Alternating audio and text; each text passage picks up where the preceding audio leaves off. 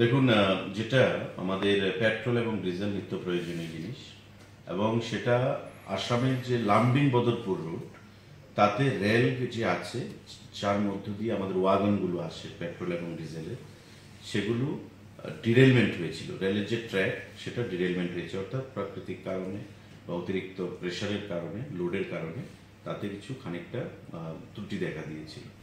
এবং এতে করে ত্রিপুরা রাজ্যে পেট্রোল এবং ডিজেলের উপর, বিশেষ করে পেট্রোলের উপর আমরা রেশনিং ব্যবস্থা চালু করেছি। খাদ্য দপ্তরের বিভিন্ন আধিকারিকদেরকে সঙ্গে নিয়ে আমি ব্যক্তিগতভাবে এনএফ রেলওয়ের যিনি জিএম, জেনারেল ম্যানেজার, ওনার সঙ্গে আমি কথা বলেছি এবং যুদ্ধকালীন তৎপরতায় কাজ চলছে। আশা করি আজকে রাত্রির মধ্যে, কালকের মধ্যে কাজ সেখানে সম্পন্ন হয়ে যাবে। তারপরেও আমাদের আজকে ওয়াগন দুটো তেল, মানে পেট্রোল এবং ডিজেল নিয়ে রাজ্যে এসছে। এটাও আমি আমাদের সামাজিক মাধ্যমে প্রদান করেছি যে এই যে ওয়াগন দুটো এসছে, তাতে করে আমাদের 8 থেকে 10 দিনের তেল সেখানে চলবে সারা রাজ্যে।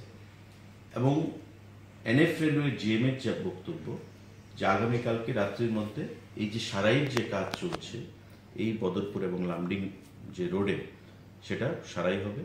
এবং আমাদের আশা কাল রাতের মধ্যে যে বর্তমান ওয়াগন আমাদের এসে পৌঁছেছে ত্রিপুরা রাজ্যে ধর্মনগর ডিপোতে, সেটা সারা রাজ্যে কাল রাতের মধ্যে আমরা পৌঁছে দিতে পারবো পেট্রোল পাম্পগুলোতে। তো স্বাভাবিকভাবেই এখনও রেশনিং ব্যবস্থা চলছে। আমি জনগণকেও ধন্যবাদ জানাবো, তারা আমাদের ডাকে সাড়া দিয়ে খুব পজিটিভ মেন্টালিটি নিয়ে আমাদেরকে সহযোগিতা করেছেন, সরকারকে সহযোগিতা করেছেন, কারণ এটা সরকারের হাতে নেই।